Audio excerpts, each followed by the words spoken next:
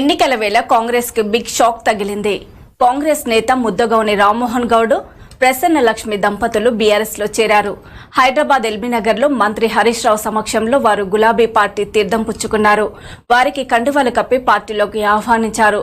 రామ్మోహన్ గౌడ్ ఉద్యమకారుడని, కలిసి పని చేస్తామని తెలిపారు. మంత్రి హరీష్ రావు రామ్మోహన్ గౌడ్ కు బీఆర్ఎస్ పార్టీ తగిన ప్రాధాన్యమిస్తుందన్నారు. ఆయన వెంట వచ్చే కార్యకర్తలకు తగిన అవకాశాలు ఉంటాయని హామీ ఇచ్చారు.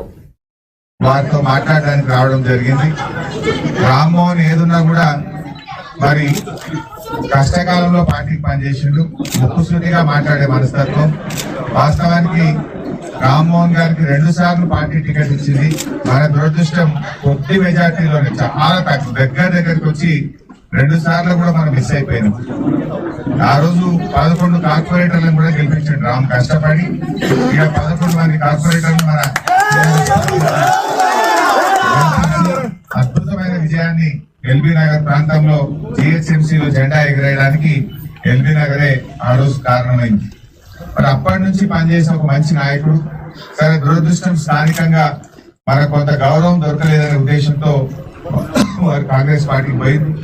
మరి అక్కడ కూడా టికెట్ ఇస్తామని తీసుకెళ్లి కాంగ్రెస్ పార్టీలో కూడా మరి టికెట్ ఇవ్వని పరిస్థితి కూడా మనకు తెలుసు. నేను అప్పటి నుంచి కూడా రామ్తో మాట్లాడుతూనే ఉండి మధ్య రోజు అన్నా వెళ్ళకే వద్దు అని నేను రెగ్యులర్ గా మాట్లాడుతూ ఉండి. సో పాపం ఆయన మనసు కూడా కేసీఆర్ అంటే చాలా ప్రేమ రామ్మోహన్. ఆయన మనసు కూడా ఇక్కడనే ఉన్నది. కానీ అక్కడ టికెట్ వస్తుందనే ఒక ఆలోచనతో వారు పోయింది. నేను రామ్మోహన్తో ఏంటంటే రేపు 2026లో రీఆర్గనైజేషన్ ఉంది. ఖచ్చితంగా ఎల్బీ నగర్ ఇంకా 2వ 3వ కాన్స్టిట్యున్సీలు అవుతుంది. మరి లక్ష్మీ ప్రసన్న కూడా చాలా కష్టపడి వాళ్ళందరూ కూడా టీం పనిచేసి ఉన్నారు.